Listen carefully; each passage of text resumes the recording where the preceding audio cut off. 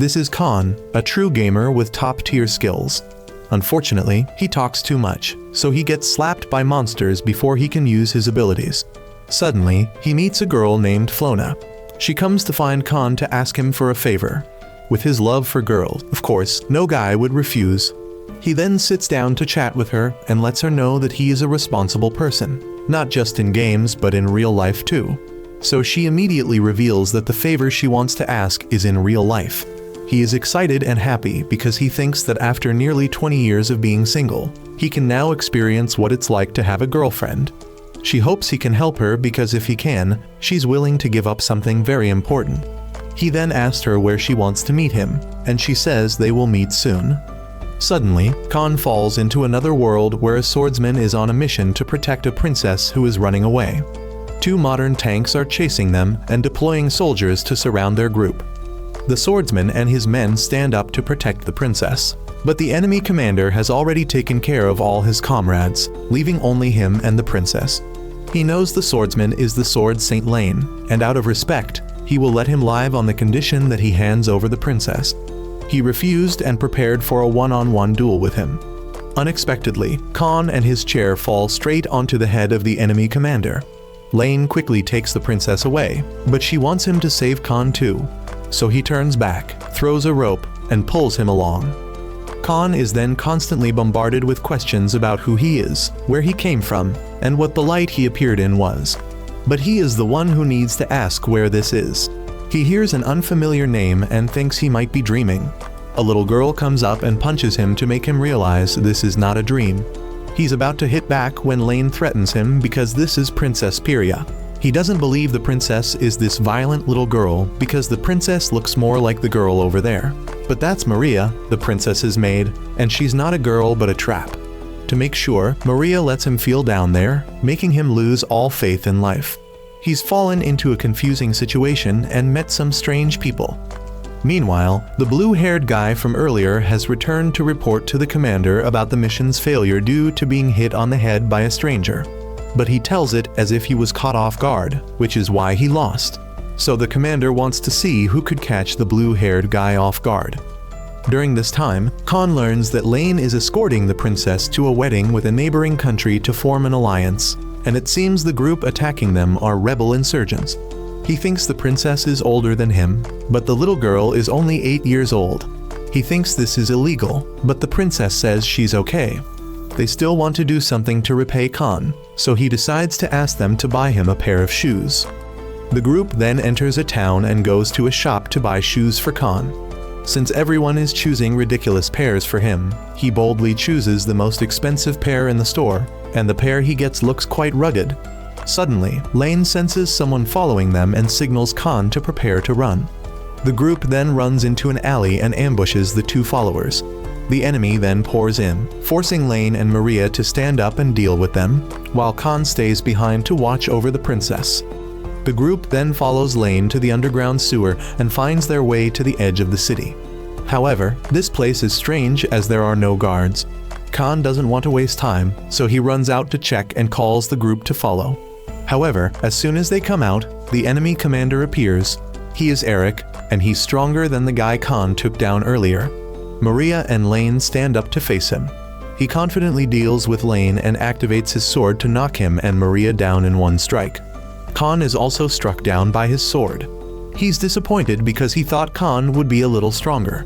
He then approaches the princess, but Khan continues to stand up without giving up. Admiring his perseverance, Eric decides to use a stronger move. But as he stands preparing his move, Khan approaches and kicks him straight in the groin, causing him to pass out and allowing the group to leave. Lane is surprised that he could take down someone as tough as Eric, but Khan finds it normal. He also steals Eric's fancy sword for future use. Princess Pyria decides to appoint Khan as her knight from now on, and he's not allowed to refuse because Lane is ready to send him off if he disobeys. But he's determined to refuse at all costs because he doesn't want to be a servant to this little girl. A few days later, Eric wakes up and remembers being kicked in the groin by Khan. The doctor then comes to deliver the bad news that they had to remove one of Eric's testicles. Hearing that he now only has 1 jewel left makes Eric very bitter, and he swears to take revenge on Khan. Meanwhile, Khan is still grumbling about not wanting to be a servant to this little princess, even if it's an official order. He thinks his task now is to find a way back to his old world, but Lane points out that he doesn't have any clues about that yet, so he might as well go along with their group. However, the princess wants him to serve her and she'll provide for his food and clothing. He still refuses because he has his own self-respect. No one stops Khan from leaving because Lane still wants them to continue to the capital and avoid the rebels by any means possible. Eric has now returned to the ranks, and everyone believes he lost because he was played dirty. But the more he stands listening to his subordinates talk, the paler he gets. He then walks away, leaning to one side, which looks very funny. Back to Khan. He's sitting listening to music when suddenly Maria comes to find him. It's unclear whether to call Maria he or she. Specifically, Maria wants Khan to go with her for a while. Maria asks if Khan feels uncomfortable going with them, and he says he doesn't exactly hate it, he just doesn't like being seen as a servant. He is then led by Maria to the carrier pigeons, but here they are enormously large. Maria wants to call for more help to make it easier to reach the capital. Meanwhile, Eric has gone to meet his superiors, and he knows he must quickly capture the princess and also reclaim the sword from Khan. But he's confident Khan won't know how to use it. Khan and Lane have then started researching how to use this sword. He notices the sword has a trigger and below it is a ball. This is used to absorb and transmit energy. He tried pulling the trigger and swinging the sword, but it's no different from when he normally swings a sword. But Khan knows this stone is very valuable, so he wants to remove it from the sword and sell it. Suddenly, the princess comes to find him and asks him to follow her for a while. They climb a watchtower, and the princess shows him that this peaceful scenery is what she's protecting. If she can't participate in the marriage, there's a high risk of war breaking out. Therefore, she's willing to sacrifice her him H to protect this whole world. So she wants Khan to continue helping protect her. But the problem is that he doesn't have any special powers. The 2 times he saved her were just luck. Suddenly, at this moment, Eric brings an entire tank to attack the city to force Khan to show himself. The blue-haired guy is now also with someone else looking for Khan in the small alleys. Khan has now joined forces with Lane, and they know that if they run away now, this town will be in danger. Suddenly, the group has a bomb dropped right at their feet, so they have to run away and unfortunately end up standing right in front of Eric. He aims the cannon at Khan, but fires off target onto his subordinate on the rooftop. He knows he missed because he's off balance. He fires a second time and misses again, so Lane decides to clear the way for Khan to charge in and fight. He believes Khan will somehow be able to use this sword. He then charges up, dodges bullets, and slashes one of the tank's wheels. Khan has activated the sword in some miraculous way and then charges forward, but the sword suddenly turns into a stone club, causing him to lose balance and fall. He picks it up again and charges forward, swinging the club to destroy Eric's tank. Eric still isn't defeated and steps out to fight him one more round. Khan realizes the way he walks is the consequence of his kick last time, so he stands still and lets him lose balance and miss.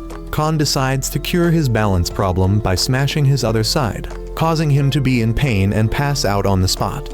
Eric's subordinates once again decide to retreat and promise Khan they'll meet again. After that, the Khan group also left, and he decided to help the princess's group, but in return, they had to find a way to help he return to him. Old world. She agreed and told he that he needed to go to the capital with her, which was not far from where the Khan group was. A girl had been observing and following the group. She sent her flying squirrel or flying mouse to approach Khan. Khan then wondered if he could return when he reached the capital, but that was a matter of luck. However, that place would surely have some clues. The group then encountered the flying squirrel mouse, and both Lane and Maria found it cute and wanted to keep it as a pet. But Khan firmly refused and argued that they shouldn't disrupt the natural order like that. Wild animals should be left in their natural environment to survive and grow stronger in the wild. He came up with a bunch of reasons to prevent them from adopting it and then chased it away. That night, while Khan was sleeping, the creature found its way to his room. In the morning, he was startled and shouted when he found the squirrel mouse had come to him. Although he tried to shout and chase it away, Maria extended her hand to welcome it and decided to keep it at all costs, regardless of whether Khan agreed or not.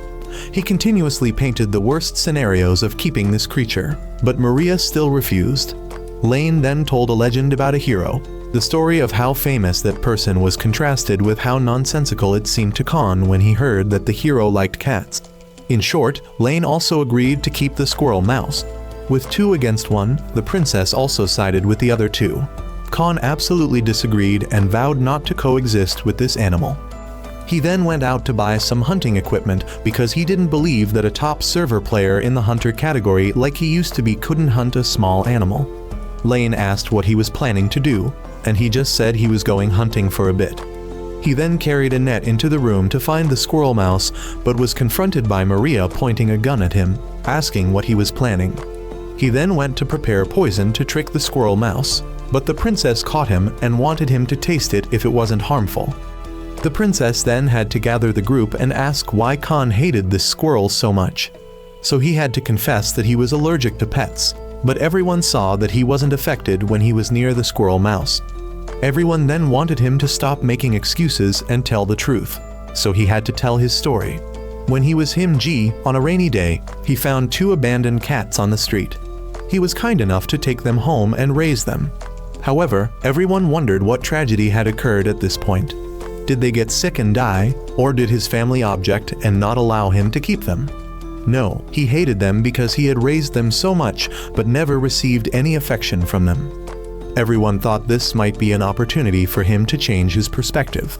He wasn't sure if he could really change, but he still agreed to listen to the other 3 and extended his hand to make peace with the squirrel. But it immediately bit his hand, making him extremely angry and grabbing a mace to fight with it. He wanted it to disappear if it lost, and if he lost, it still had to disappear. Lane and Maria wanted him not to be so petty and to set proper conditions, so he agreed to let it stay if it won. He then continuously swung his hammer and destroyed the floor. Everyone wanted him not to be too rough, but he didn't listen. He was scratched once by the squirrel lunging at him. He kept attacking but couldn't land a single hit. Just when he had cornered it, he missed again because it jumped up and kicked him in the face, knocking him unconscious. He then lost and had to accept letting it follow the group. He still vowed to kill it if he had the chance. The journey afterward was not very smooth as the squirrel mouse and Khan constantly quarreled with each other. Everyone now thought of one thing: they had to name this squirrel mouse. Everyone came up with silly names, so Khan argued that naming should be done carefully and properly, and above all, it should only be 4 syllables long. If no one could come up with a proper name, he would call it Pet. No one objected much, and they continued on their journey. While Eric was leading the blue-haired person back to his mansion, Eric reunited with his fiancée there, and she was very sorry to hear that Eric had been slandered on the battlefield. If she knew that her fiancé had just lost 2 more gems, who knows how much more sorry she would be. When Eric went into the house, his fiancée, having heard that Eric was wounded, wanted to apply medicine to his wounds. He was afraid that if he revealed now that he had lost the most precious thing, he would lose his fiancée forever, so he decided to hide it at all costs. However, his refusal made her somewhat sad. Later, as Eric was about to leave with the blue-haired person, the butler noticed that Eric's fiancée seemed sad about something. Not wanting to leave his fiancée alone, Eric invited her to join him in the carriage for sightseeing. Sitting in the carriage, Eric constantly thought about what would happen if he told the truth to his fiancée. Surely she would be disappointed and abandon him. While camping by the lake, his fiancée asked Eric how many children he wanted in the future. But hearing this made Eric's heart ache even more because he wondered if he could even have any children in his current condition. Eric didn't want to talk about this, but his fiancée thought Eric meant that children were a gift from heaven and they couldn't decide for themselves. Eric, feeling a pang in his heart, left for a moment to ask heaven how he should answer his fiancée. Noticing Eric's strange behavior, his fiancée asked the blue-haired person where Eric was wounded, but the blue-haired person didn't know either. The blue-haired person also told her the name of the person who had caused Eric's predicament and why Eric was defeated. That evening, upon returning, Eric met 2 acquaintances, Limpus and Ella. Hearing about Eric's injury, Ella gave him a box of traditional medicine that only needed to be taken orally. Eric happily accepted it, which made his fiancée even sadder. The blue-haired person asked the butler about these 2 people and learned that they were distant relatives of Eric. Limpus then told the butler to prepare a feast for dinner that night, but the ultimate purpose of Limpus and Ella was more sinister. Specifically, the medicine given to Eric earlier was a stimulant, and Ella would have the duty of seducing Eric to become his bride and take over the family's reputation, while Limpus would take advantage of this to approach Eric's fiancée and marry her. Later, Ella brought the medicine to Eric and lured him to lie on the bed. She then wore only her underwear and began to wrap herself around Eric, but Eric pushed her away. However, Limpus rushed in and started making a fuss about this. Eric's fiancée ran away in sadness, while Limpus didn't believe any of Eric's excuses, saying that only if that part was weak would it not be affected by the medicine. Hearing this, Eric felt a pang in his heart and decided to challenge Limpus to prove his innocence. Limpus accepted the challenge and arranged to meet Eric in the forest the next day. Limpus had anticipated this, so when leaving, he told his sister the reason he was confident in challenging Eric was because Eric valued honor while he didn't. The blue-haired person overheard this and reported it to Eric. Eric had also suspected this, but still had to fight to find a way to apologize to his fiancée. The next morning, Eric and the blue-haired person met Limpus and his sister in the forest. The blue-haired person blamed this situation on Limpus's setup, but since he admitted to it anyway, Eric had to accept the deal and fight. Eric then wanted to fight Limpus, but Limpus called out a muscular man to fight in his place. Not only that, but the muscular man also called out more accomplices, and so on until Eric had to fight 7 men. However, Eric was not intimidated and charged forward, knocking each one to the ground with a single blow. But Limpus then summoned a demonic chicken to fight Eric. Eric was gradually losing strength and couldn't hold out much longer, but his fiancée and the butler arrived to cheer him on. Empowered, Eric continued fighting, but suddenly the chicken ran towards his fiancée, causing Eric to awaken some kind of power to rush over, intercept, and slash down the chicken. Eric then approached Limpus to ask if he admitted defeat, and Limpus conceded. But as Eric turned away, Limpus kicked him in the groin. However, a person who had lost everything no longer felt pain as he once did. Eric defeated Limpus and approached his fiancée. The butler wondered why Eric didn't feel pain when kicked in the vital spot, to which Eric claimed he had trained for it. The blue-haired person had to admit and called Eric a man of steel. The next day, Eric and the blue-haired person set off to return to their mission. Eric now happily accepted medicine from his fiancée to make her feel better and promised to return someday. Eric and the blue-haired person then headed to a hot spring to cleanse their bodies. The rebel council now hears news that the princess is being protected by a powerful warrior. This warrior is very mysterious and can use energy weapons. They have no information about this person, so they decide to send someone to deal with the situation quietly to avoid Eric finding out. They fear Eric's honor would be damaged if they spoke up. They then went to the prison and released a cannibal to hunt down Khan's group. Back to Khan's group, he now know the princess's plan is to take he to the capital and find a way to help he fly up to the Sky City, as that place might know something about he falling from the sky. From now until then, do him. Bodyguard job for her well. The cannibal has spotted the group and is following them. They later arrive at an inn and stay there today. Khan asked Lane how long they still have to travel, and he said 2 months if there are no setbacks. Khan complains because it's too long, but he wants he to focus on protecting the princess, as she trusts he very much. Suddenly, Maria runs in to report that the princess has reached that time. Khan doesn't understand, but is dragged along to see.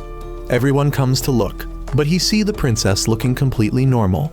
Lane had to pull he outside to prevent he from angering the princess. He wonder about the princess looking completely normal. Then Lane asks if he noticed the tuft of hair on the princess's head.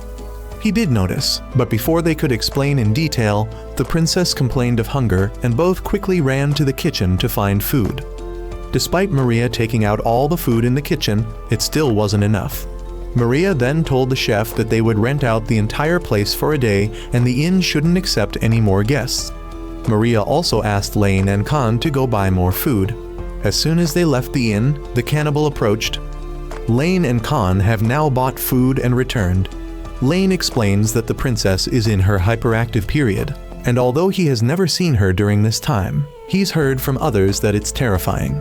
They need to avoid upsetting her because once the third tuft of hair stands up on her head, everything will be over. When they return, Maria has cooked a lot and asks them to bring it to the princess.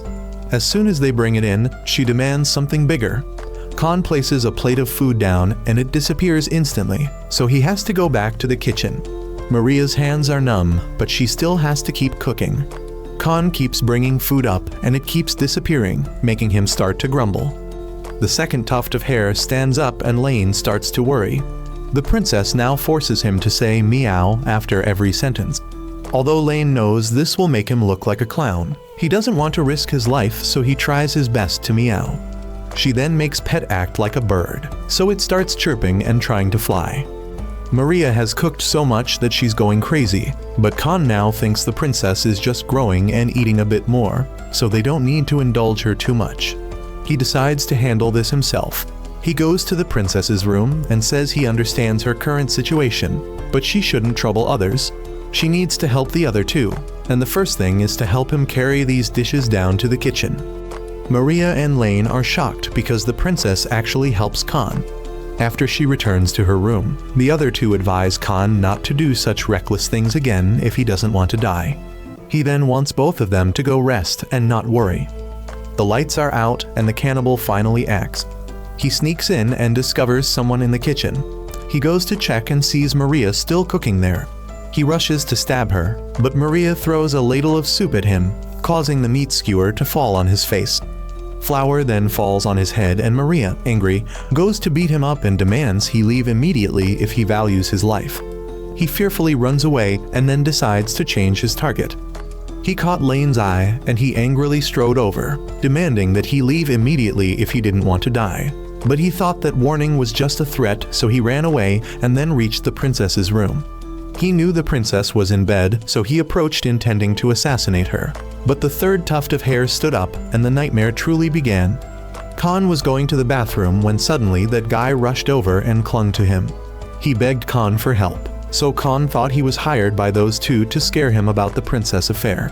Khan then followed him to the princess's room to find her, but he didn't see her in bed. He went to the window to check and saw that guy had been frightened unconscious by the princess. She then toyed with Khan and lunged at him. Khan saw the 3 tufts of hair and knew what had happened, so he jumped out the window to escape. The assassination plan had failed, and no one ever saw that assassin again after that.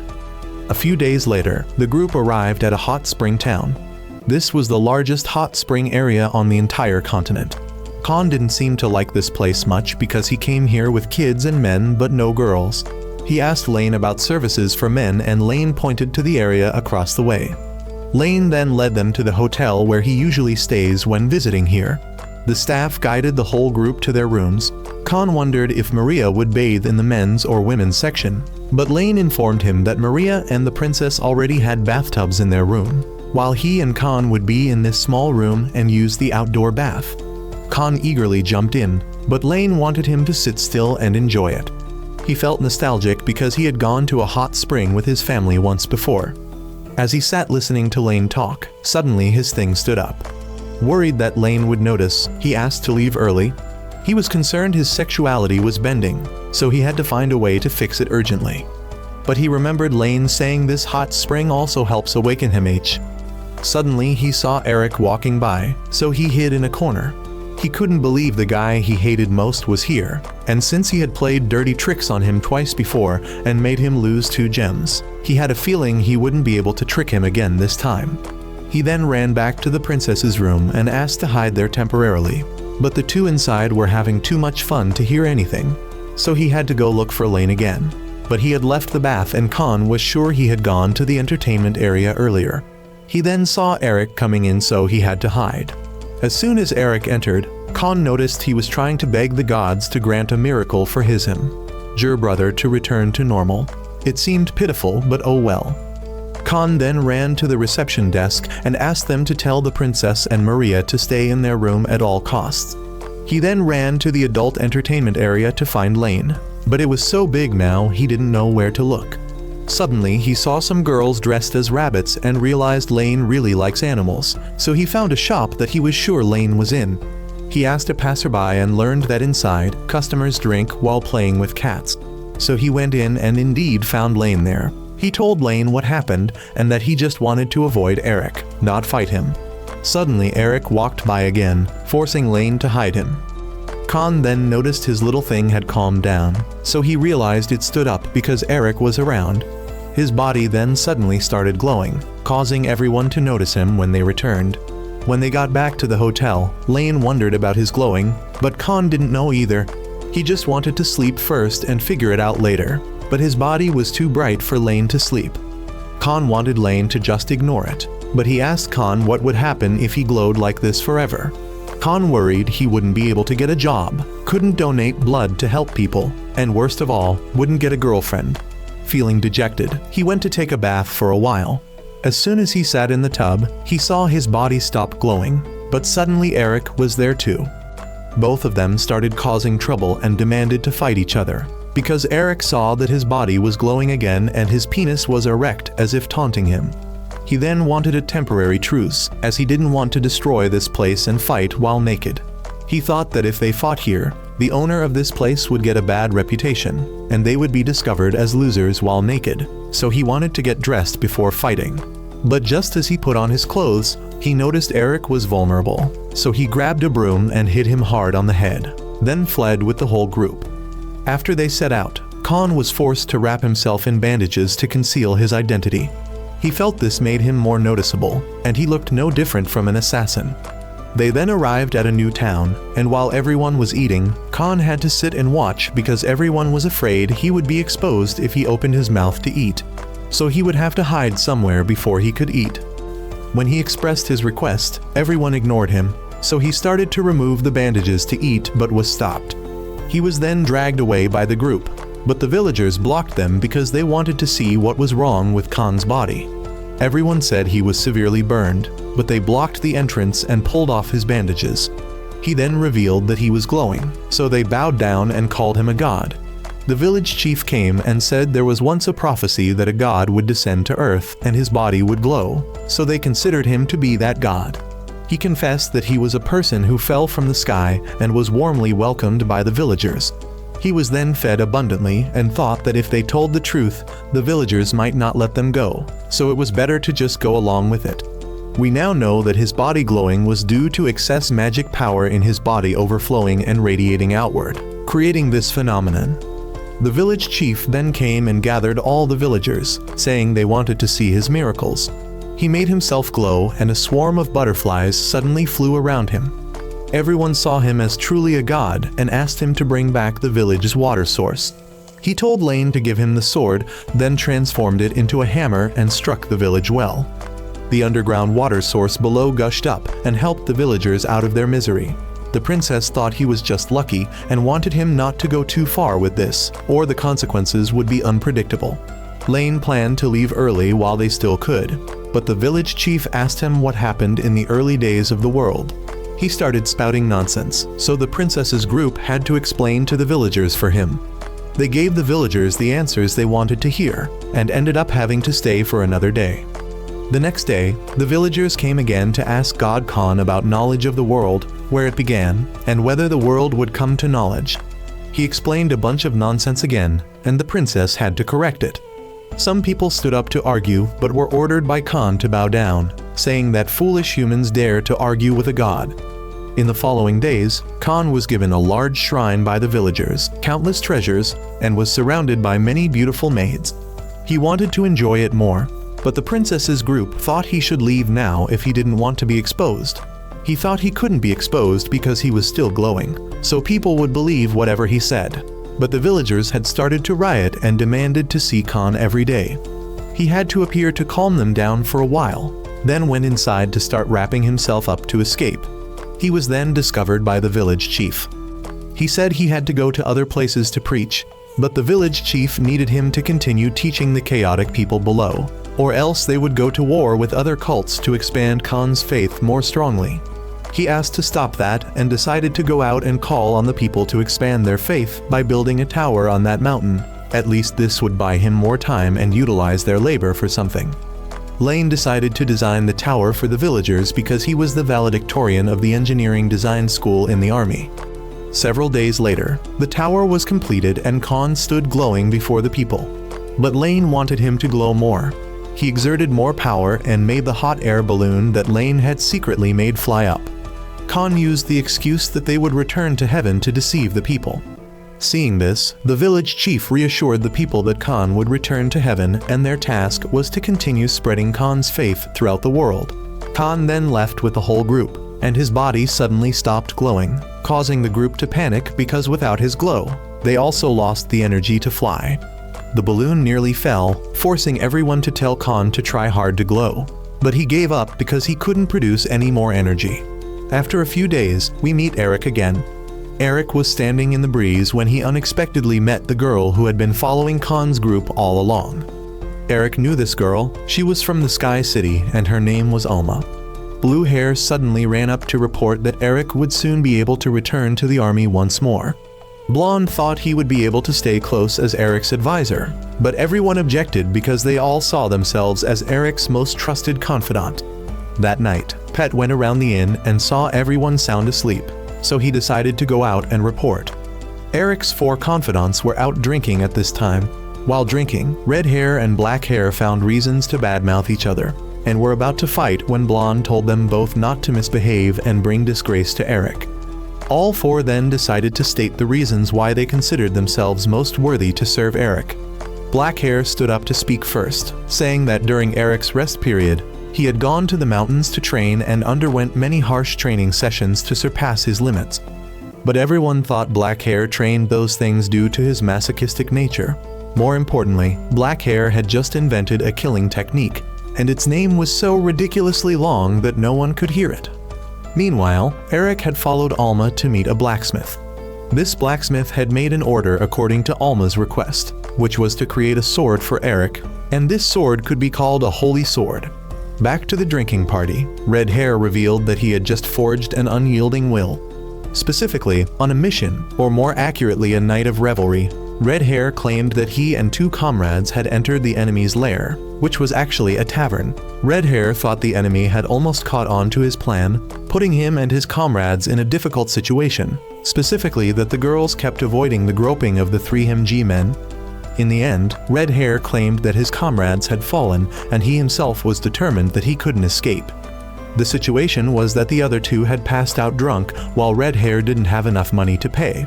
So Red Hair had spent a night with a tavern owner to escape the difficult situation. Hearing this, Blonde knew Red Hair was referring to the night at the bar because Blonde also knew about that incident. It must be because of that promiscuous nature that Red Hair's wife left him. Back to Eric, Alma had placed a gem in the sword and transmitted energy into it, while warning Eric not to lose it again. Eric promised and vowed to wash away the shame of the past. Back to Blonde's story. The reason he said he was suitable to be by Eric's side was because Eric needed love, not a powerful attendant. Everyone noticed that whenever Blonde was drunk, he talked just like a girl, and no one knew that Blonde was actually a girl disguised as a boy. Everyone who heard Blonde's imagination about a morning with Eric punched him to wake him up from his delusion because Eric already had a fiancé, but Blonde didn't care. Red Hair thought that it was because of those who liked to be the third wheel like Blonde that this world was in chaos. Blonde thought Red Hair was blaming him for his wife leaving him, so the 2 started arguing again. Blue Hair wanted Black Hair to intervene, but Black Hair had fallen asleep. Blonde and Red Hair stood up to prepare for a fight. Black Hair now also jumped up, wanting to participate to see who was the strongest to be Eric's attendant. Blue Hair agreed to the fight, but the rules would be set by Blue Hair. After that, all 4 went to the desert to hunt a dragon. It didn't matter who dealt the most damage, as long as someone could deliver the finishing blow, they would win. Black Hair charged forward and unleashed his ultimate killing technique. Red Hair took advantage of the opportunity to circle behind and cut off its tail. Blonde rushed up to slash at its head, and Blue Hair leaped up to break its horns. But it ran away and called for its big brother. This larger dragon was much stronger and defeated all 4 of them. But at that moment, Eric arrived and used his new sword to destroy the dragon in one strike. Eric confessed to everyone that he was wrong to try to confront Khan alone. From now on, Eric wanted everyone's help to defeat Khan. Back to Khan's group, in the following days, they ran out of food and had to catch fish to grill and eat to get by. Khan now began to complain about how comfortable his life was in the old world. and now he had to eat and sleep rough like a homeless person. They told him to hang on because they would reach town tomorrow, but he missed home and everything he had back there. That night, when everyone was asleep, Khan lay reminiscing about his homeland. The next morning, the group reached the next town and everyone noticed Khan was unusually quiet today, and he had been carving something since morning. We later learned that he had tried to make a wooden game controller to comfort himself. When they entered the town, everyone went to take a bath to relax. But when Lane returned to the room, he saw Khan sitting and pressing the piece of wood he had made that morning, while mumbling nonsense about wanting to eat snacks and read manga. Lane told the princess and Maria, but they didn't know what snacks were. From the description, it was supposedly something with many strange diverse flavors and thinly sliced. Not understanding, they went shopping and brought back things for Khan to try. He was now like someone with mental issues, looking at the rectangle on the wall as if it were a TV. Everyone understood he was homesick, so they decided to make something for Khan to eat. Maria came to ask and Khan requested a hamburger. Not knowing exactly what it was, Maria asked him to write down the ingredients. Although it still sounded strange, Maria would try to make it. Although they knew it would cost quite a bit of money, the princess decided to indulge Khan for one day. They went to the market and the princess soon came to call Khan down to try the food. When he came down, Maria had somehow managed to create Coca-Cola and hamburgers for him. The familiar taste delighted him and he asked for more. But when he went into the kitchen to see how Maria made it, he saw the place looked like a laboratory combined with a witch's potion room, and there were monsters flying all around. Too scared, Khan retreated to his room to play imaginary games again. Maria then thought the problem might not be in the taste. But now they thought about the second thing Khan mentioned, which was manga. Based on Lane's description, Maria had something to give Khan. He received it, opened it to look, and then had a nosebleed when he saw it was an adult magazine. He then used a blanket to cover his eyes and continued playing games, causing everyone to be confused about what Khan needed. Lane was too tired of this, so he decided to take Khan out for a trip. Lane then took him to a casino, but what they played was not upstairs but downstairs. Lane led him to an underground arena where he could bet on the fighter he believed would win. Currently, this masked fighter was the candidate for the championship. He then led Khan to the betting ticket booth, but only Lane placed a bet, not allowing Khan to bet. While sitting in the waiting room, Khan kept asking why he couldn't place a bet. Just a few minutes later, the fighters for the next match were called to the arena, and Khan was among them. He was brought to the arena with 3 other muscular men. The candidate for the championship heard that the finalist had arrived, and that person was Khan. He defeated the other 3 by running around making them hit each other, then rushing out to kick the last one standing in the groin. The manager of the championship candidate saw that Khan was not to be underestimated. He then shook hands with Lane to enjoy the most wonderful match together. Khan then went up to the arena and saw the opponent carrying a chainsaw. He complained, but the other side said that since he also had a sword, this was fair, so he had to run for his life because getting hit by the saw would certainly mean death. Lane wanted him to fight like he did with Eric, but he said the two were vastly different. He then found himself cornered and pulled out his mace to knock away the chainsaw. But afterwards he gave up and fled the arena, angering all the spectators. When they returned, Khan said that all 3 of them were trying to use him to make money. He was just homesick and feeling sorry for himself to get a little more attention from them, but they dragged him out to profit. A few days later, the group passed by an abandoned castle and decided to stay there for the night. The next morning, when they set out, Khan kept complaining about back pain from sleeping in that abandoned castle. Suddenly, a cannonball was fired at them, and Lane managed to get the group to dodge it. Eric saw that the shot had missed, but at least it was a good opening move. Eric's troops then charged forward and Lane and Khan stood to stop them. Eric then arrived and dueled with Khan, but the explosion from their weapons clashing caused an explosion that made Khan's entire group fall down a cliff. Lane jumped down after the group and Khan soon regained consciousness.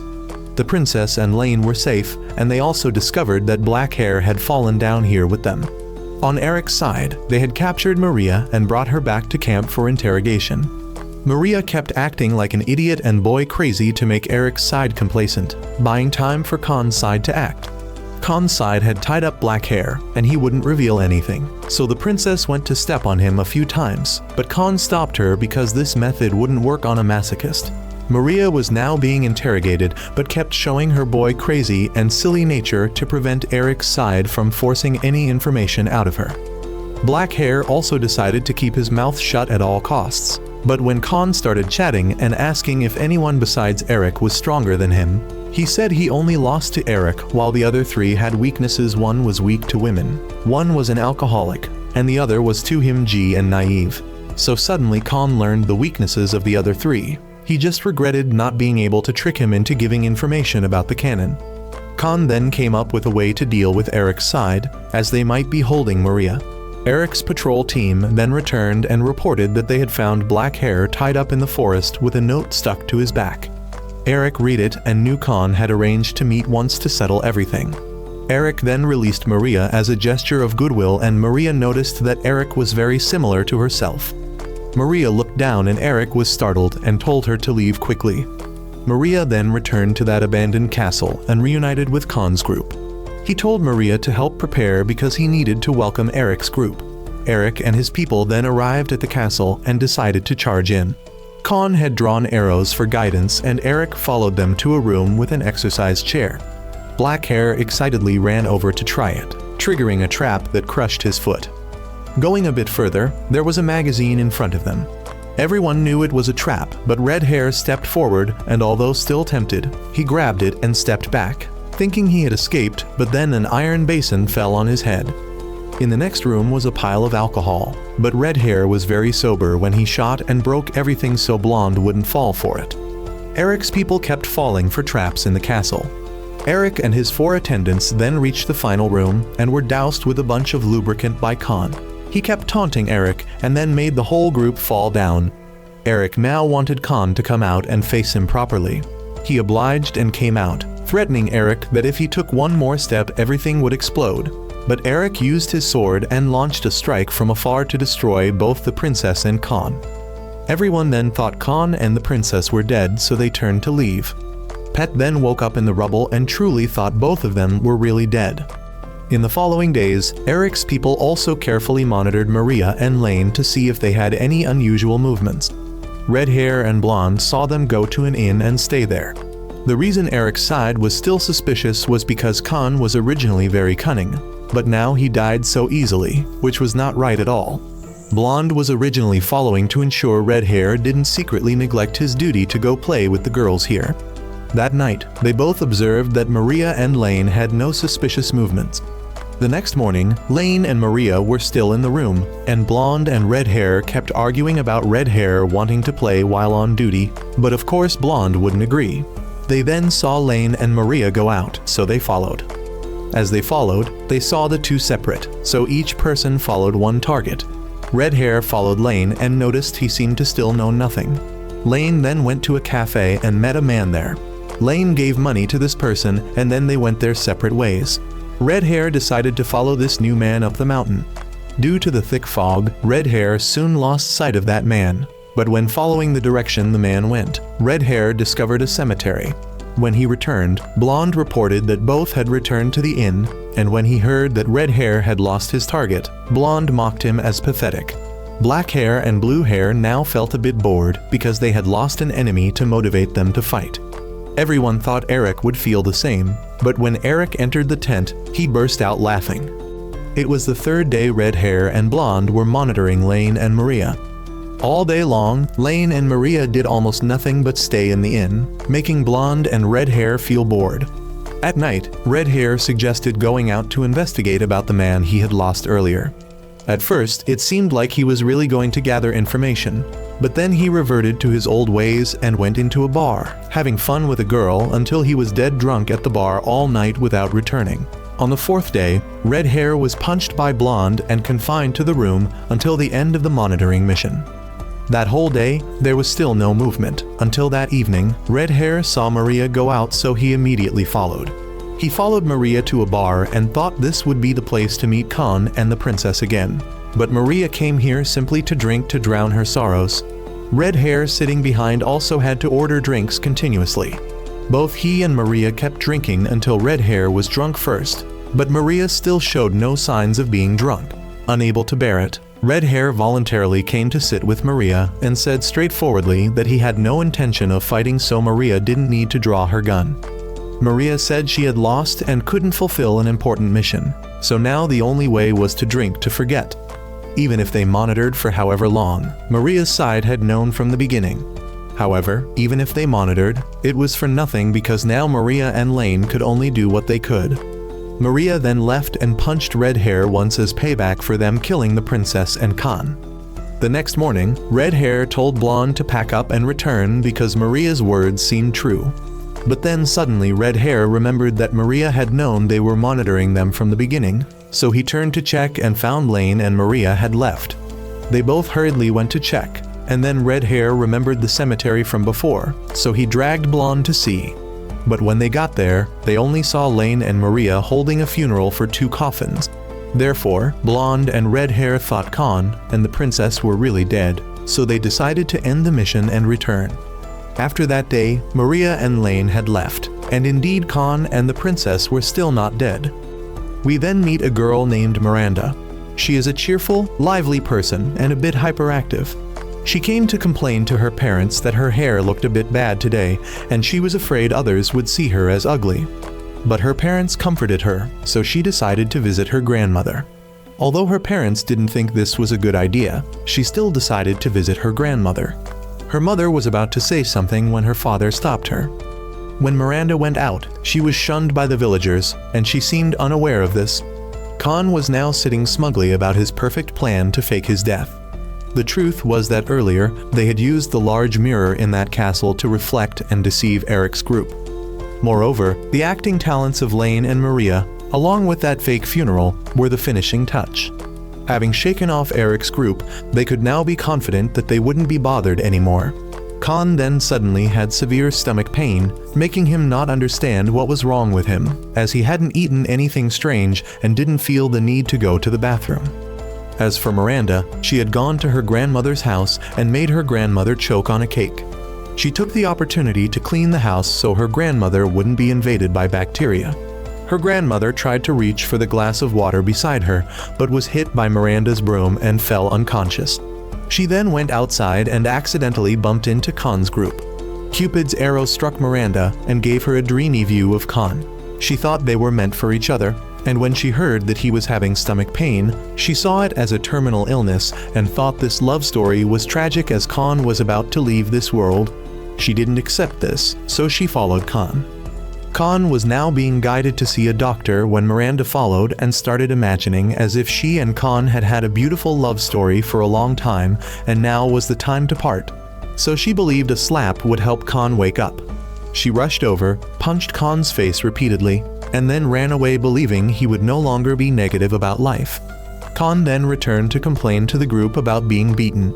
Everyone thought he must have done something to someone to be beaten, but he hadn't done anything at all. So after that, Maria had to go with him to the doctor, and Miranda immediately identified Maria as her love rival. Moreover, she saw Khan as a cunning man who deceived her feelings, so she wielded a great sword and rushed to attack Khan. He luckily dodged, but she fell, so he reached out to catch her. But she then saw Maria's wardrobe malfunction, so she called Khan a scoundrel and ran away. He then got to see the doctor and learned he only had mild food poisoning. He then left and was questioned by Maria about the girl from earlier, but he really knew nothing. On the way back, Miranda once again thought she had been hasty in attacking Khan and saw his promiscuity as a way for her to give up on him and find new happiness. So she once again came to attack Khan. She wanted Khan to express himself to her, but he didn't even understand what she was referring to. She then turned her back to wait for him to express himself, but he ran away. She threw a knife into his shoe sole to prevent him from escaping and declared a challenge to him. They then went to a grass field to duel under the witness of Lane's group. Miranda then opened first and rushed forward.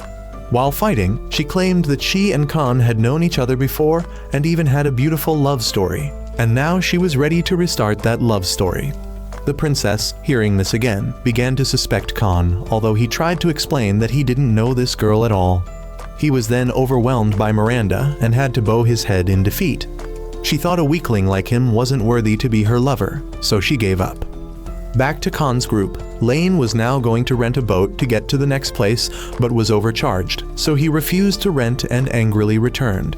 When he returned to the group, Khan wondered why Lane was so stingy when he had enough money to rent the whole boat. But he only agreed to go when he wasn't overcharged. So then everyone thought they should just go around instead of going quickly by sea. Khan didn't agree because he wanted to know the fastest way back possible, but between going around and going by sea, it was only a difference of 3 days, so everyone advised him to just go around with them, because on the road they might encounter many interesting things. They then split up to buy things and agreed to meet back here in an hour. Khan split up to find a toilet because he needed to relieve himself.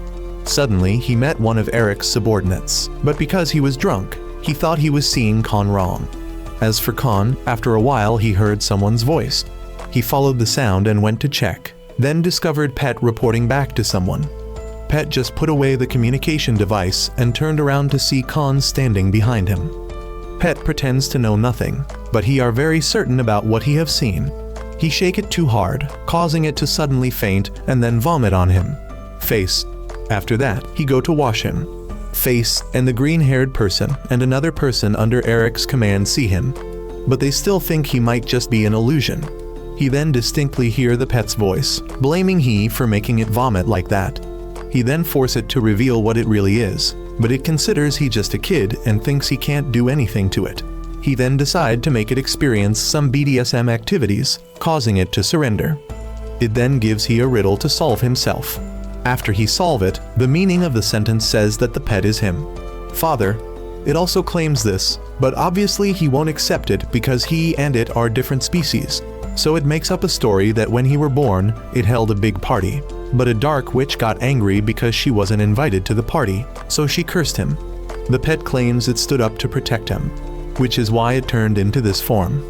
He don't believe this because it sounds like a fairy tale, but it continues the story, saying that as he grew up, he looked like a Himji lady. Once while playing ball, he dropped the ball into a lake. A talking frog came and offered to help he and wanted to be friends. That night, the frog came back and wanted he to kiss it, but he already knew the ending of the story, so the pet pretends to be old and senile. He still don't believe it, so he threatened to turn it into tomato sauce if it keeps bragging.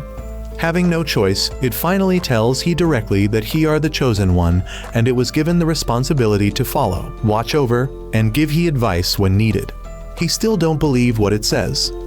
A while later, another member under Eric's command is reading a romantic novel when he suddenly sees Lane, and he's sitting in a horse carriage, but he thinks he's just seeing things. At this point, he keep talking about how the pet can speak human language, but in front of everyone, it still acts and makes everyone think him heavily delusional and need to be taken to the capital soon to cure him. Illness. He know him being seen as a fool, and the pet keeps provoking he to make he look even crazier in front of everyone. Knowing he can't argue back, he decide to play a trick on the pet. He admit that he were wrong for trying to prove the pet could speak human language and won't mention it again. But now he say that him's the bee noticed the pet has been acting strange lately. He suggests helping the pet find a baby squirrel by finding it a mate. He press the pet's face against the glass window and make it choose between a sheep or a cat, but thinking him gone too far, he bring out a hairless mouse as another option for the pet.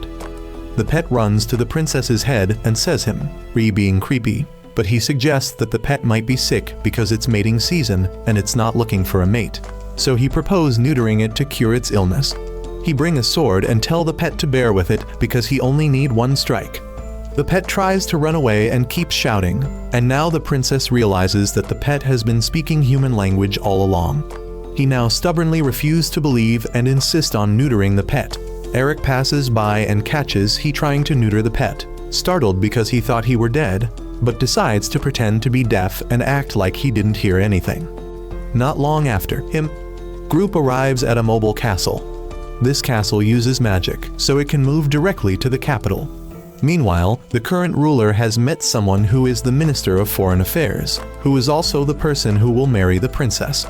The minister hears about the princess being assassinated, but the king believes his granddaughter is still alive because she has great fortune.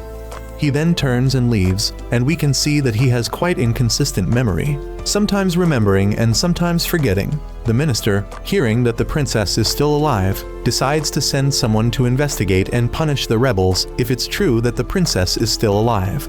Con group then arrives at the royal capital, and they will have to climb the tower for a while longer to meet the king. However, this process is quite fast because there is an elevator that transports the royal family up there. As they enter the hall, everyone sees a group of old people there. These are nobles related to the princess, and they look as if they're eager to seize the throne. Upon meeting the king again, the princess steps up for an audience, and indeed he is a person who forgets quickly, forgetting things as soon as he says them. If it weren't for the courtier beside him reminding him, he would barely remember anything. The princess then receives a mask or crown of some sort to use in the wedding ceremony. As for him, he must go to see the astrologer in the west to find the way back to the Sky City. He then hears the king talking about he having some kind of destiny, but before he can explain clearly, he leaves due to soiling his pants. He then retreats with the princess's group, and the princess now has to go to her fiancé house. Therefore, he will have to find him, own way to the western tower. Unfortunately, there are dozens of towers in the west, so he have to borrow a map to go by himself. He say that if he find a way, him to leave immediately without saying goodbye to them, but they are prepared for this as they can no longer rely on him. He then try to find him, way on him, own and indeed get lost. He luckily meet the pet again, and it informs he that this is the dark area where criminals do business, so it came down here to close some deals. He admit that he have treated it poorly many times and ask for its help to find a way out of here. He then follow the pet's instructions, moving from one place to another. While walking in a small tunnel, he discover a rebel organization, so the pet takes out masks for both of he to wear to avoid being recognized. However, he are soon discovered by the leader of these rebels. The leader tells he about his goals and sees he knowledge of the reason as an excuse to eliminate him. He run away and encounter another group of rebels, but these are animal lovers. The leader also discovers him, tells he about their ideals, and sees it as a reason to eliminate him. He run again and meet another rebel organization, but this one is for transgender people. He again hear their ideals and then are chased. He managed to run outside, where the leaders of the three factions have gathered and decided to fight each other for the right to rule the kingdom autonomously. He take the opportunity to escape, and more leaders of rebel organizations come out to fight each other. He and the pet finally reach the astrologer's tower. When he arrive, he meet the astrologer, but he doesn't know how to get to the Sky City. Suddenly, a voice rings out telling he to go to the princess's fiancé house, where he will find a way to get to the Sky City. He don't like this roundabout way, so he run there, but the figure has disappeared, and above is indeed the Sky City. The next morning, he returned to find the princess, and she thinks him come to say goodbye. But he say he want to continue going with the group. Lane and Maria return at this time, and another person is sent to support the group on their upcoming journey. The three characters gathered here all seem familiar. Well, the viewers recognize them, but the characters in the movie don't. The group then follows the mustached man to the minister's airship to go to his territory. The rebel organizations, hearing that the princess is still alive, know they must carry out their plan soon and attack the country from many sides and in many areas, as they have now fully prepared for the plan. Eric, now knowing that he are still alive, calls for people to come to the capital to settle the score for the previous deception. He are now sitting in a corner, pondering. He realized that once they reach their destination, their journey will end, and they will have no reason to stay together anymore. But he still worry about the princess because it seems she doesn't like this marriage. However, Lane doesn't care because their job is to escort the princess to a safe place.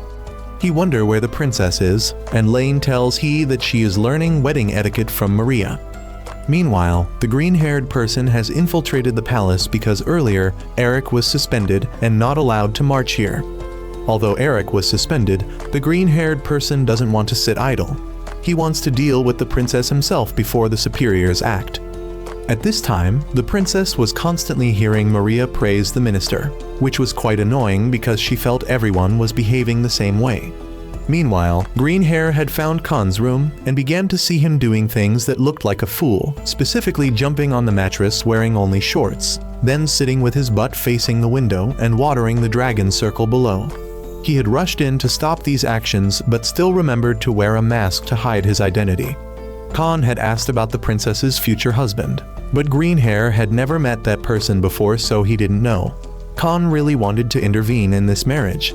He then realized the Himji man in front of him was quite familiar, but he was shot down by Greenhair with a bullet. Greenhair then left, while the minister heard news that there was an intruder on the ship. The minister knew the intruder was someone from Eric's side, and was certain they came up here to assassinate the princess, so he decided to ignore it. Greenhair then passed by and saw Lane playing with an imaginary cat, so he ran in. Lane now also asked Greenhair about how the minister usually treats servants, because he was starting to worry about this marriage of the princess. But just as Lane thought Greenhair looked familiar, his fate was the same as Khan's when he took a bullet. Greenhair then walked past Maria and called her to stop and talk. Maria started saying a bunch of things that Greenhair couldn't understand, and when Maria thought this mask looked familiar, she immediately took a bullet too. Pet couldn't escape that fate either. When stepping into the princess's place, she recognized Greenhair, and he also immediately informed her that her bodyguards had all been dealt with by him. Greenhair saw that the princess was so noble that she was willing to sacrifice herself to save the world, but she felt uncomfortable and threatened to deal with him. Khan had now regained consciousness. He luckily survived thanks to the pile of magazines hidden in his shirt.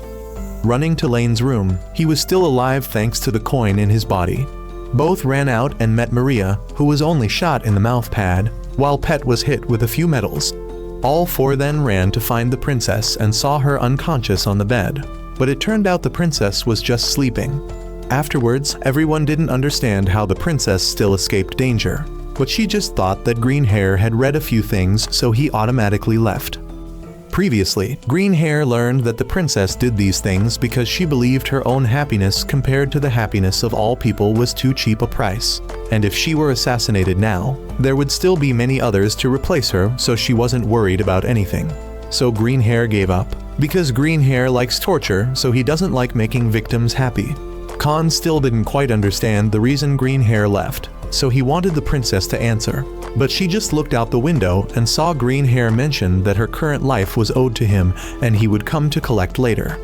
At the end of that day, they had also arrived at the minister's castle and Khan's journey had also ended early. However, from now until the wedding ceremony there is still a month left, so the princess will still order Khan from now until then. They then entered the minister's castle and met his head butler here. The butler had arranged and assigned rooms for them.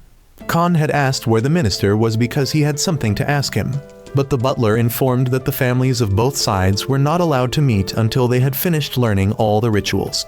Khan had asked about how to get to the Sky City and learned that there was a place in this area researching how to get there, but this information was top secret that the butler was not allowed to disclose. But without him saying it, Pet had already bought the information and knew the location of that place. Pet then led him to the research institute here, and he needed a permit to enter. But he didn't go in, he crawled in. He then met a receptionist, and she asked what he needed. He said he was a warrior and wanted to go to heaven. Then the girl immediately sounded an alarm and had him arrested. He was then thrown into a room and met someone who could give him the solution, as long as he could prove he was a magic warrior. He took out his sword and began to transform it, so the wall in front of him opened up. In front of him was a kid who was actually the owner of this place. He didn't believe this was the person in charge, so he shouted for the real person to show themselves. But after hearing the theory from this kid, he began to suspect this might actually be the person in charge. However, to get information, he had to exchange it by becoming an experimental subject for the kid. The kid then placed some pieces on Khan's body and started bringing in two girls. The kid wanted to see if warriors like Khan had the same reactions as normal people, which indeed he did. He was then taken to experiment 2 at the swimming pool. He was lowered into the pool and the two girls came again, tied his hands to a rock and pushed him to drown. When realizing that he could drown like normal people, Khan went back on his word and demanded information from the kid in return. The kid allowed Khan to ask 2 questions, and he asked how to get to heaven, but the kid couldn't answer. He asked about the spaceship outside, but that wasn't powerful enough to reach the Sky City. After 2 questions without getting any useful information, Khan was very frustrated. As for the princess, she didn't know when Khan would find the answer, but feared it would take quite a long time for him to return. Khan continued to be an experimental subject. After a series of grueling experiments, he was allowed to ask 4 more questions. He asked about information on the Sky City and learned that the place seemed to operate and fly thanks to magic, so it must have been created by humans, not gods. However, each place had a different record of that city, so nothing was certain. He then asked a few other random questions, but was again tricked by the kid researcher, so he couldn't ask anything useful. He then had to continue doing experiments to test his information and imagination. All showed that he was just an ordinary person with nothing too special. But he was allowed to ask 2 more questions, and he wanted to know what national secret about the Sky City. It was known that someone had once made a passage from the ground to the Sky City. However, that passage had been hidden and currently no one knew its location. Khan asked if he knew him, but he didn't, so Khan decided to leave because he had nothing left to ask. But the kid rushed over and started using the cute eyes of a little brother to beg Khan to stay. He hesitated for a while only to be tied up by the kid's people. He was then taken to the operating table because the kid believed magic warriors like him had some part different from humans, and because there were no X-ray machines at this time, he was determined to be dissected. But Pet cut off the electricity and came to rescue him. They were then surrounded by soldiers, but Khan smashed the wall to escape. The research boy still called him to come back, but he would only come again in his dreams. Meanwhile, Green Hair had just returned to find the other 3 self-harming to punish themselves for getting Eric suspended.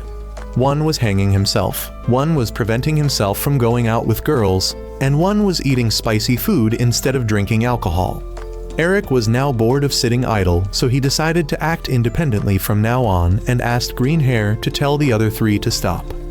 Khan now had to follow the princess to attend a lesson on 18 wedding rituals, and the name of the Sky City appeared in the final ritual, making Khan ask him what that ritual was. He didn't answer but said Khan had to study until then to know. He didn't understand why he had to study together, then learned that servants could also help the princess perform rituals faster. First was chopping trees. Lane chopped in one stroke and let Maria trim, and Khan's job was to bring this wooden plank down the mountain. He then had to surf on the stream with this log. He fell straight down the waterfall and could barely do anything. When crawling ashore, he wondered if this was a ritual the princess had to perform, why he, as an unrelated person, had to participate in this. The butler believed this was a ritual, and ritual is defined as an ancient action passed down for future generations to follow. And when he asked why he had to do it, it was simply because it was a ritual. Khan then had to arrange a row of dominoes and told us about the previous rituals. After the first ritual, he had to carve the wood into 2 swans. He couldn't argue with this custom, so he gritted his teeth and did it, only to fail. He then had to dance next to a bonfire, and by morning he was dizzy and unconscious. Lane's group had to collect ashes for Khan to later use to draw a picture exactly like the one on this paper. After spending time with his face down on the ground drawing, he began to hallucinate about the universe, only for his work to be destroyed to his regret. And now came this domino arrangement. He had set up countless dominoes, becoming depressed and running away to let out a loud scream. He met Maria again, and she informed him that he needed to set up 4.5 million blocks to be sufficient. But he felt it was more than enough and wouldn't follow these customs anymore. Maria then rambled about being jealous of the princess for being able to experience a wedding, something Maria might never feel in her lifetime. From afar, Eric's group had begun observing Khan and didn't know if he was aware they were watching him yet. Khan's side might not know, or they might know but were pretending not to in order to lure Eric into acting first, as they had been present to sabotage him in recent rituals. In the first ritual of riding the log, Red Hair had planned to have a seductive girl stand out to distract Khan and make him fall off the log. But due to the lack of females, the males had to show up to distract Khan. But he went too fast to notice anything.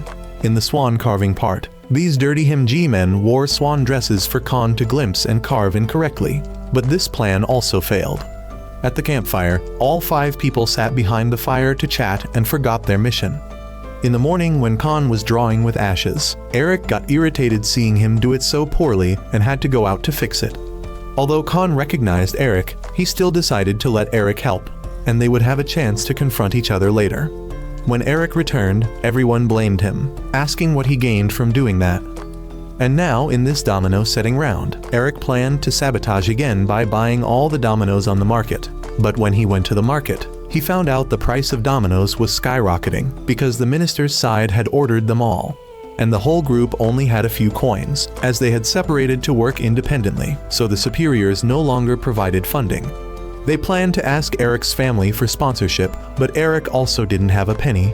Suddenly, they met an old man selling dominoes. But the group didn't have much money, so Maria spoke up to buy all the old man's dominoes. The two sides then fought over the poor vendors, so Khan rushed in to intervene. But then he also got involved in pulling the man. They pulled too hard until something red splattered out. Maria then tripped and fell on Eric. Both rolled several times and accidentally touched each other's important parts. And thanks to this accident, many things would happen later. The red substance earlier was just the old man's wine bottle. Not long after, the 14th ritual of the princess dropping eye drops from above was also completed. But as soon as there was time to take a break, the princess's first hair strand stood up. Khan panicked, but Lane covered his mouth to prevent him from saying nonsense. They then invited each other to go sing karaoke, and Khan didn't think this world was modern enough to have this stuff. But he was mistaken when what was in front of him wasn't a TV, but a dwarf sitting inside playing instruments. The princess started to feel uncomfortable and was about to grow a second strand when Maria had to hurriedly order food and ask what the princess liked. Maria could no longer maintain her feminine voice and growled, pressuring the waiter to bring the dishes up quickly. But after finishing the first round, the princess still opened the menu again, making Maria rush to order more.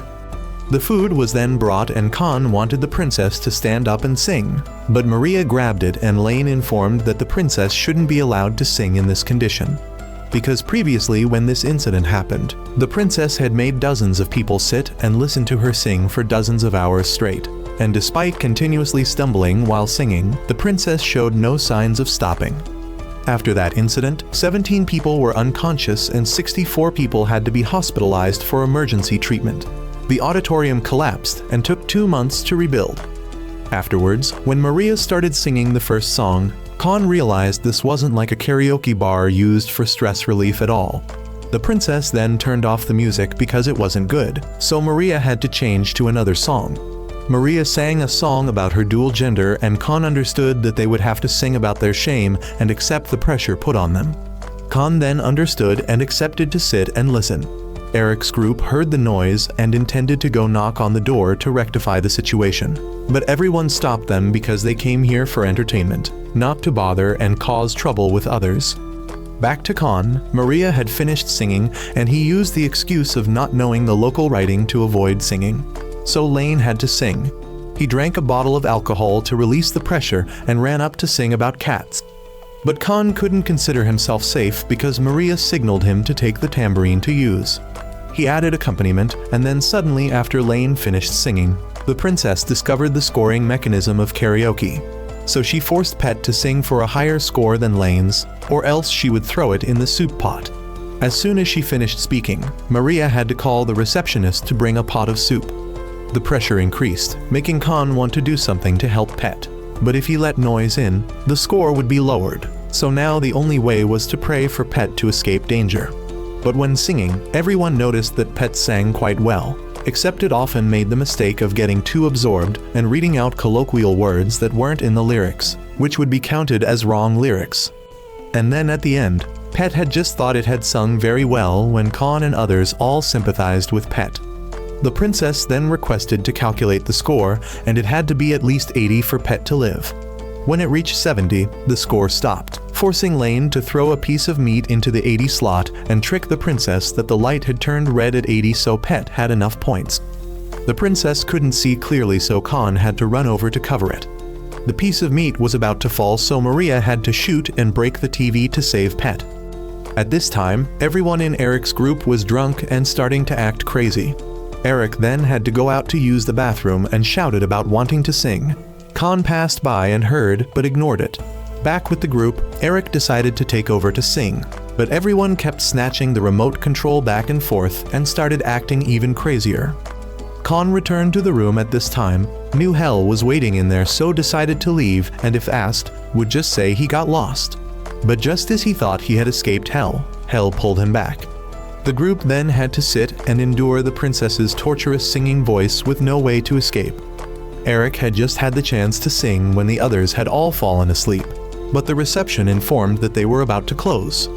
Not long after, the final ritual took place, which was rhinoceros-drawn chariot jousting, which was exactly as the name described. The princess and the minister now officially met, and Maria couldn't stop crying, while Khan was disappointed because in the end, the ritual he thought was hope turned out to be nothing. Eric now also knew they had failed to prevent the wedding, and they also didn't know why the organization deliberately suspended them to make this wedding go smoothly. Therefore, Green Hair volunteered to investigate the organization. Red Hair then followed, but Yellow Hair stopped him for fear Red Hair would go fooling around again, but Eric ignored it and let Red Hair go. Eric then went down to find Khan himself, making Yellow Hair have to run after him. In the evening, the princess came to Khan's group to say goodbye. She thanked everyone for their support over time, and Maria asked if the princess needed help. Khan would wholeheartedly help her, but she refused help from Khan and then left. The princess then went to the minister's room, and he showed her his stuffed animal collection. Khan at this time couldn't stop shaking his leg due to worry, but it was too late. As for the minister, he just wanted the princess to wear the cute outfits he had prepared for her, and the minister seemed still quite childish when he only liked to talk to the princess through the puppet in his hand instead of using his real voice to speak. Khan kept making a fuss because he was constantly worried that the minister would be a terrible person, but that was the princess's choice and he had no right to interfere. Khan had begun to accept the truth, but thoughts about that minister kept appearing in his head. He repeatedly banged his head against the wall to stop the dark thoughts, but then suddenly the princess inside started to get angry and raised 3 strands of hair, causing the whole room to explode. Khan ran to see and found the minister lying with his buttocks up, begging for mercy. The minister's people then came and thought Khan was trying to assassinate a high-ranking official, so everyone had to carry the princess and clear the way for Khan to run. Eric was sitting dazed by the lake when suddenly Khan's group came and asked Eric to handle this place. A rain of arrows flew in and Eric managed to hide behind a tree in time. Eric then met Yellow Hair and Black Hair again. Both had heard Eric's secret confessions, making him embarrassed and run out to fight to forget. But when called an accomplice of the minister's assassin, Eric knew he had been set up by Khan again. Khan's group had escaped and Khan had asked why the princess had hit the minister. He came up with a bunch of reasons, but the final reason was because a nose hair of the minister was dangling, making her uncomfortable, so she hit him. Eric was now running with his face down and swore he wouldn't forgive Khan. The minister also swore to revenge the princess at all costs. Meanwhile, the rebel side was extremely pleased to know that the princess and the minister had cracked, and now war would break out. Green Hair had been discovered and was found by some elite soldiers of the rebel side. Eric was being chased and had to hide up a tree. Police dogs had chased and found Eric's group. Suddenly, a beam of light teleported all members of Eric's group away. Pet had heard the news and suddenly told the group not to be shocked but to prepare mentally. The group was then also teleported and Khan suddenly found himself back in the room. He heard Alma's voice again and she asked for his help again. He just remembered the previous incident when he woke up. He met Alma and knew she was the one who asked for his help. She asked him to save this world and he was a bit concerned because it was quite dangerous and could be fatal, but in return he would receive a favor from her. He asked for her name, but she only said it was a secret. However, she didn't force him to participate and he could return to the old world if he wanted. However, being asked by a beautiful girl made Khan hesitate and ponder whether to help or not. He met Pet again, and it informed him that this girl was the one who asked it to follow the group closely. Eric's group then woke up and Red Hair again abandoned the mission to go play, so he was scolded. Eric's group then went together and Lane and Maria were now on their way. Suddenly, they all found their way to Alma's room. She let Eric know that the name Alma was just an alias and her real name was still a mystery. She then informed the group about the ancient tribe with the ability to control magic, from which they built cities in the sky, but due to war everything had perished, and now war was about to happen again. Green Hair had heard everything from the organization and knew that the organization they were participating in wasn't good either because it was the side instigating the war. Eric had long thought he was in a justice organization. Alma said that she had tried to create a warrior for one side, Eric, and summoned another person, Khan, to give him power to balance the power between the two sides. But now that things had fallen apart, she decided to give power to everyone to fight and reclaim peace. The reason Eric was chosen was because of his slightly better qualities, which shocked Eric and gave Khan something to mock. Alma also immediately informed that below were magic weapons she prepared for them to choose to use. Khan had made his decision at this point, and when tempted by Alma, he still decided to stay here. Back down there, everyone saw the weapons placed in a large box with a lever. So everyone rushed to pull the lever. Khan sat pondering whether he was sure about his choice. If he went back now, he would live but would forever be a virgin, while staying meant he could die. He also regretted not thoroughly learning swordsmanship and martial arts back then.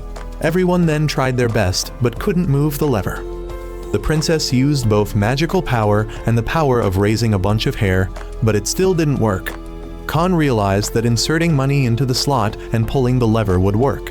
So after that, the princess spent a lot of money to get the weapons she liked, and the leftovers were given to Eric's group to choose from. Eric's group was then sent back to the exact location where they had been teleported from. Green Hair intended to tell Eric something but didn't have time. When sent back, Eric wondered which side he should choose to fight for. Khan now had a proper answer for Alma, that he would stay, so he asked her to turn him into a man. But the person helping him was Lane, which didn't make him very happy. She then teleported the whole group back to their original position and told them if they needed anything, just ask Pet to call her. The next day, the group set out for battle, but had to duck their heads to avoid the enemy's bombing. Lane didn't expect the two sides to have mobilized such a large force. Khan thought they should quickly find the minister and explain that the incident that night was due to the rebels secretly planting that nose hair on the minister to trigger the princess's irritation. Suddenly Maria was shocked to meet her brother on the battlefield, so she decided to retreat. Maria had lost her fighting spirit, so now the princess would stand up to stop her country's people. But as soon as she stepped out to stop them, the princess's brother also appeared and said she shouldn't obstruct because this war was inevitable. The princess also lost her spirit, forcing the group to retreat again. Lane now proposed a plan to deal with the mastermind who started this, but as soon as they entered the battle, they were surrounded and Lane met his big brother, so they had to retreat again. Khan saw that everyone had lost their spirit, so he started shouting. Everyone now began to say regretful words as if they were about to die, so Khan wanted them to be quiet and not say anything. Not to be pessimistic here, because the slower they were, the sooner the rebel side's plan would succeed. They then went to a restaurant to have a meal to prepare for the battle, because after all, he needed to eat to have strength. They then decided they must stop the war, and a little girl, when hearing Khan say that, made him promise that he must stop it. Khan then went outside and saw a black cat and thought his bad luck had begun. But here black cats were good omens, and what stuck to his hand afterwards was the real bad luck. He wiped it on the ground, but it became double bad luck. According to Lane, years ago, there was a great hero who won every battle. But because of bad luck like Khan just had, that person fell into the enemy's trap and lost 800 soldiers. Later, when investigating, that hero found a way to solve it. But he didn't believe it, and right after that, he almost got hit by a falling flower pot. He started to believe and asked how that hero solved it. Specifically, he needed water to wash his hands, and the person pouring water for him must be a pure woman, and Maria didn't meet that condition. A large drill then flew straight to Khan's place. He dodged it, but was then bitten by a poisonous spider on his back. He was then bitten and fell unconscious. Meanwhile, Eric had called the organization, and when he received an answer to stand by from them, Eric had lost faith in the organization and decided to leave this side. Suddenly Green Hair returned wounded. He had just been defeated by the organization's new generation robots. Although he had destroyed a few, he was also seriously injured and now was about to die. But suddenly Red Hair returned and cast a recovery spell to heal him completely. Everyone asked where Red Hair had been until now, and he lied that he went drinking, but Yellow Hair knew he had just gone to negotiate child support with his ex-wife, because his ex-wife was Yellow Hair's schoolmate, so she knew. Red Hair wondered how Yellow Hair knew his wife, while his wife studied at a girls' school. Yellow Hair now confessed that she was a girl, but everyone already knew. It's just that Yellow Hair tried to hide it, so they didn't have the heart to expose her. Only Eric didn't know this before and was shocked because he had been deceiving his fiancée by getting close to another girl. Khan now woke up after being detoxified by Alma, but his bad luck was still there, so he had to participate in the ritual that everyone had prepared for him. Specifically, he would be dropped into this giant water barrel by the princess. After that, Lane lights a fire and Khan will have to push the jar over and extinguish the fire, but Alma sees that time is running out, so she shoots to break the jar to help Khan, who doesn't know about this and just thinks he did it himself. Khan then asks Alma why she doesn't control the flying city while the wolf participates in the battle, but she is helpless because the technology here is too poor to control the entire city. Khan gives her headphones and a phone so she can combine it with the holy weapon. Who knows if it will be useful? The king's army and the minister's forces have now met and are preparing to engage in battle, while Khan's group is running frantically to intervene, but Khan is a bit exhausted and can't run anymore. Suddenly, the group is blocked by artificial warriors from the rebel organization. The commander of this group shows up and Khan doesn't understand why the other side looks like zombies. He recounts how his organization knows these are emotionless and cold-blooded warriors, but Khan doesn't pay much attention and only asks why he keeps chuckling before speaking. But he continues to chuckle and then orders the soldiers to be serious again. Khan and the whole group also get serious to prepare for battle. Lane charges forward while Maria and the princess fire from behind. The level of destruction from all three makes Khan feel like he doesn't need to join the battle and tire himself out. But after a while of fighting, Khan realizes that the enemy doesn't want to destroy the whole group, just hold them back until the real war breaks out. But the enemy is still blocking in large numbers and soon after calls for reinforcements. Khan's group is pushed back, but at this moment Eric's group comes to support. The group has decided to split from the organization and will operate independently. They successfully coordinate and eliminate all the artificial warriors and the commander. Eric then meets Khan and both sides will continue to stand on the same battle line until the war ends. Khan accepts and repeatedly guesses Eric's words, making Eric a bit frustrated. They then get in the car and head straight to the battlefield. On the battlefield at this time, the soldiers of both sides have begun to charge and fight. But suddenly Khan stands up to announce and request that the battle stop because he and those here are all warriors chosen by the ancient tribe. No one believes it, so the princess shoots down some tanks to demonstrate. But the minister is not convinced enough, so Khan tells Alma to act. Alma then controls the entire city in the sky to fly over the heads of the soldiers of both sides. Everyone now believes Khan's group are people of the ancient tribe and are gods, so they turn and run away because they know fighting against gods will result in death. The minister, left alone by the soldiers, is extremely frustrated. The king's forces also intend to surge forward, but they also turn back and run away. The initial plan is done, and now Eric's side plans to kidnap the king and minister and force both to sign a peace treaty. The rebel organization now hears that the battle has failed and Eric has betrayed, but they are not daunted because now they activate the organization's secret weapon, which is to summon the final boss of the movie. It's a demon, but only the top part because the bottom part is a soft, plush monster, but very huge. Khan calls Alma for help, but she is also helpless in this case. Khan thinks that doing anything now is useless because they are no different from lice compared to that monster. But Eric and everyone still charge forward, so Khan tells them to aim at its feet.